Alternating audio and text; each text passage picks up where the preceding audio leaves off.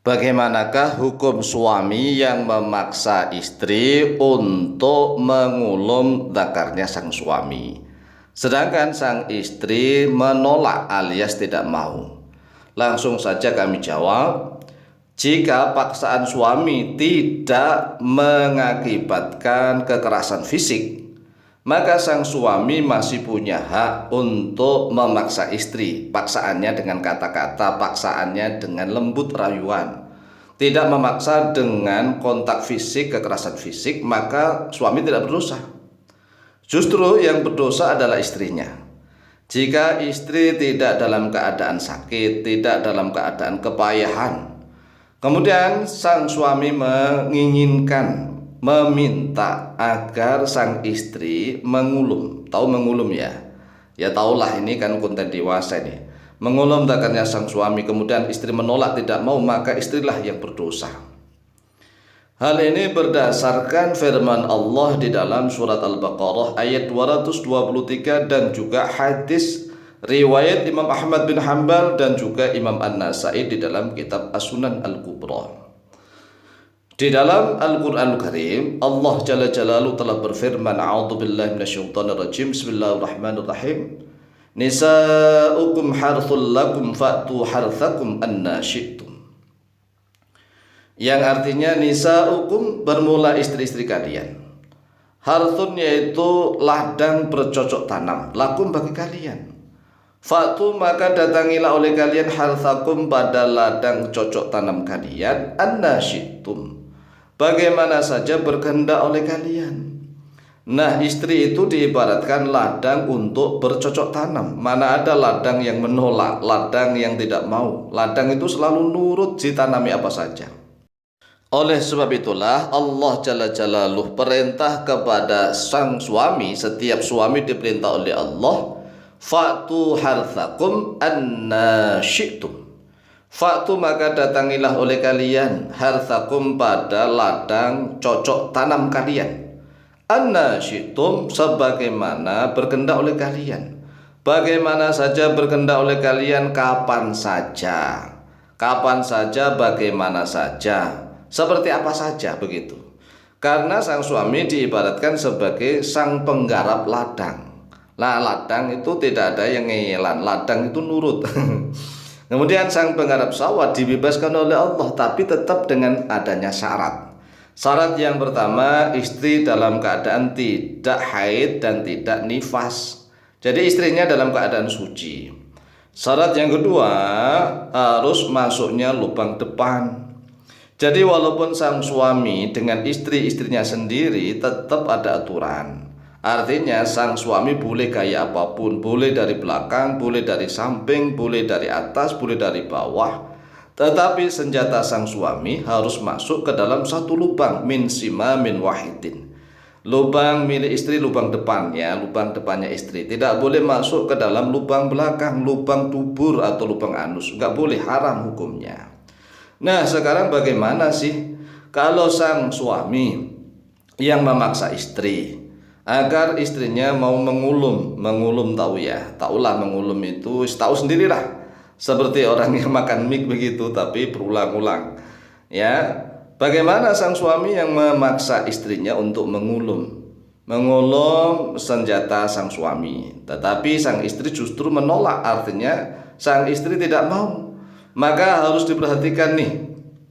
Cara pertama yang harus diperhatikan adalah sang suami tidak boleh memaksa dengan kekerasan fisik. Tidak boleh, nanti akan terjadi KDRT.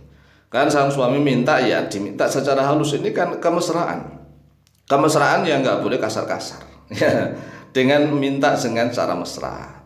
Kemudian sang istri menolaknya, ya menolak misalnya, maka sang istrilah berdosa. Mengapa?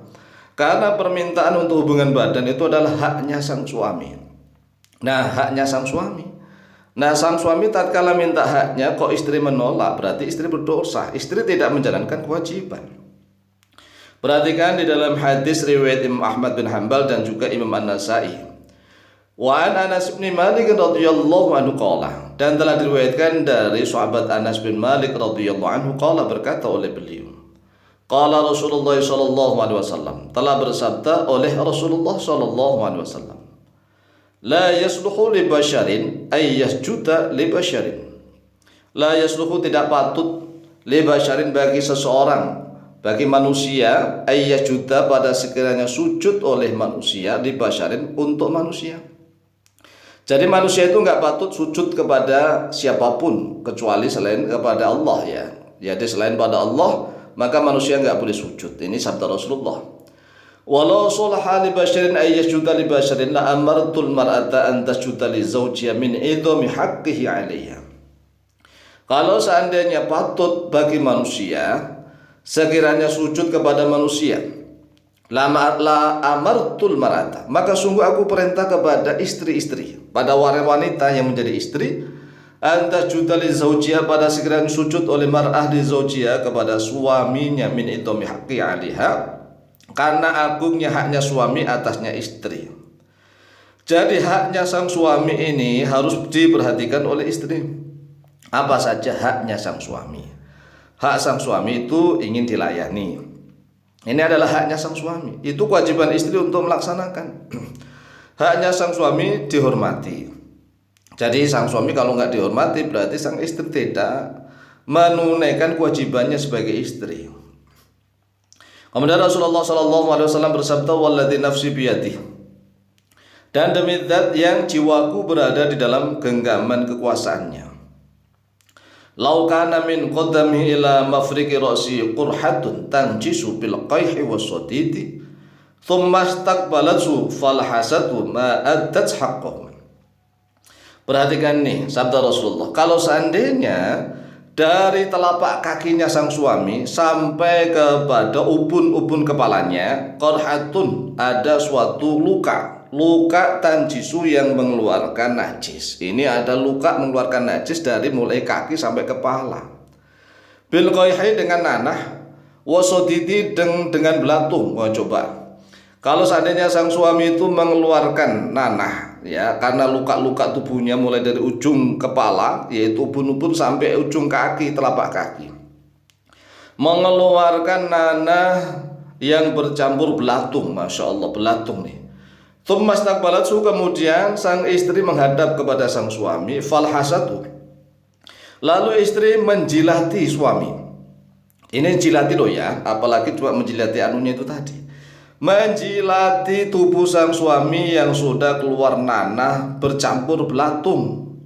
Ma'adat haqqahu, maka sang istri belum mampu untuk menunaikan haknya sang suami. Jelas nih, kalau seandainya sang suami bernanah, mengeluarkan darah nanah, karena berluka-luka kan, luka-luka mengeluarkan nanah bercampur belatung, mulai dari ujung rambut ini pun sampai ujung telapak kaki.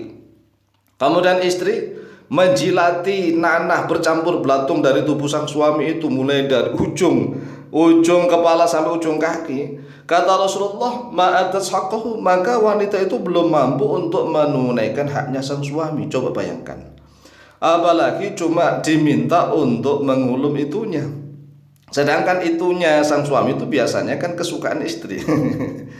Jadi seluruh anggota tubuh sang suami itu yang paling disukai oleh istri ya itunya. Lah, lalu mengapa istri malah nggak mau? Ini istri justru yang berdosa. Nah, hadis ini diriwayatkan oleh Imam Ahmad di dalam kitab Musnad beliau, dan juga oleh Imam An-Nasai di dalam kitab As-Sunan Al-Kubra. Demikianlah jawaban kami. Semoga bermanfaat. Lebih dan kurangnya mohon maaf. Wallahu ta'ala a'lamu bishawab.